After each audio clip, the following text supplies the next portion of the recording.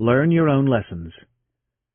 Even in Barnum's time, most successful business people were self-made, and the same is true today.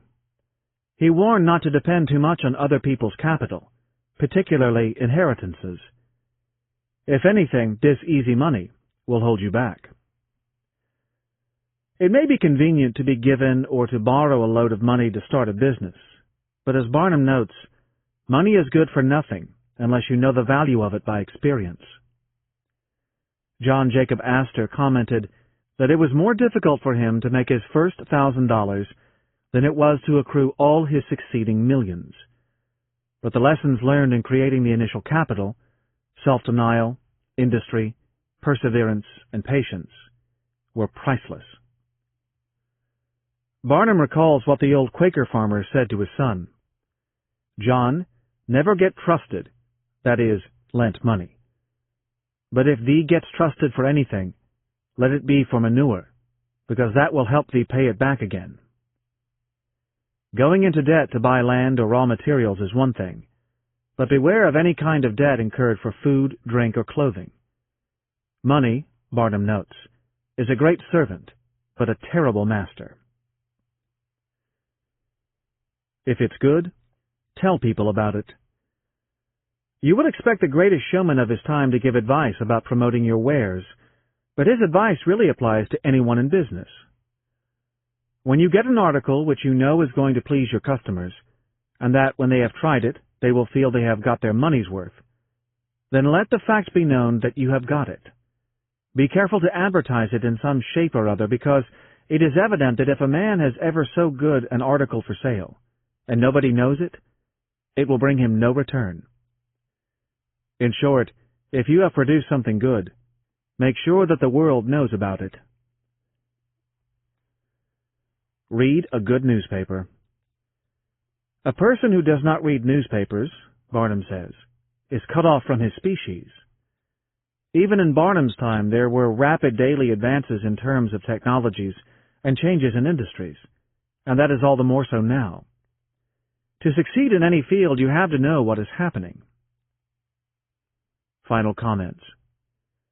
Though the examples given are typical of the pen of a 19th century American, with glowing mentions of the rich and famous of his day, the art of money-getting is remarkably relevant today for anyone wanting to make the most of their talents and changes in life. Contrary to the image of Barnum as an over-the-top impresario, this book is actually a solid success manual. Some of the points may seem obvious, but it does not hurt to be reminded of them, especially the idea that personal virtue is the foundation of wealth. Without honesty and reputation, fortunes can disappear overnight. With these, an enterprise or a service can create prosperity for all involved.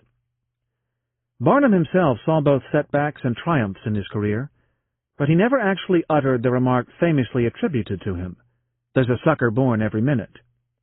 It was a competitor. If this really had been his attitude, according to his own rules, he would not have become so well established or so wealthy. It should not be a surprise that the Rothschilds are mentioned twice in the book, a family who built a fortune not on taking advantage, but on trust. The Art of Money-Getting is short because it was essentially a speech Barnum often gave on the public speaking circuit. It is in the public domain and can be downloaded free from the Internet. P.T. Barnum. Phineas Taylor Barnum was born in Bethel, Connecticut, in 1810, the oldest of 5 children. His father ran an inn and a store. Barnum displayed early business sense, and by the age of 12 had done well from selling lottery tickets. However, his father died when Barnum was 15, and for the next few years he had to try his hand at a range of enterprises, including running a newspaper. After moving to New York City in 1834, he discovered his calling in the show business. He established a popular show whose main draw was Joyce Heath, a black ex-slave woman who was promoted as being 160 years old and the nurse of a baby George Washington. In 1841, Barnum bought an existing museum that became Barnum's American Museum. Its natural history exhibits, memorabilia, and oddities entertained and educated millions. It burned to the ground in 1865. A new museum was built 3 years later, but was also razed by fire. Barnum was 60 by the time he moved into circuses. His Grand Traveling Museum, Menagerie, Caravan, and Circus, also known as the Greatest Show on Earth, covered 5 acres and toured America. He is also remembered for bringing Swedish opera star Jenny Lind to the U.S. Despite paying her $1,000 a night, Barnum made a large profit on the tour.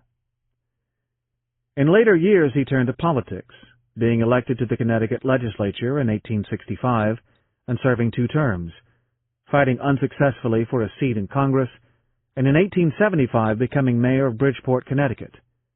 He died in 1891. Barnum's books include his The Life of P.T. Barnum, written by himself, 1854, with later revisions, The Humbugs of the World, 1865, and Struggles and Triumphs, 1869. He intentionally put his autobiography into the public domain, and by the end of the 19th century it was said to be second only to the New Testament in terms of copies in print.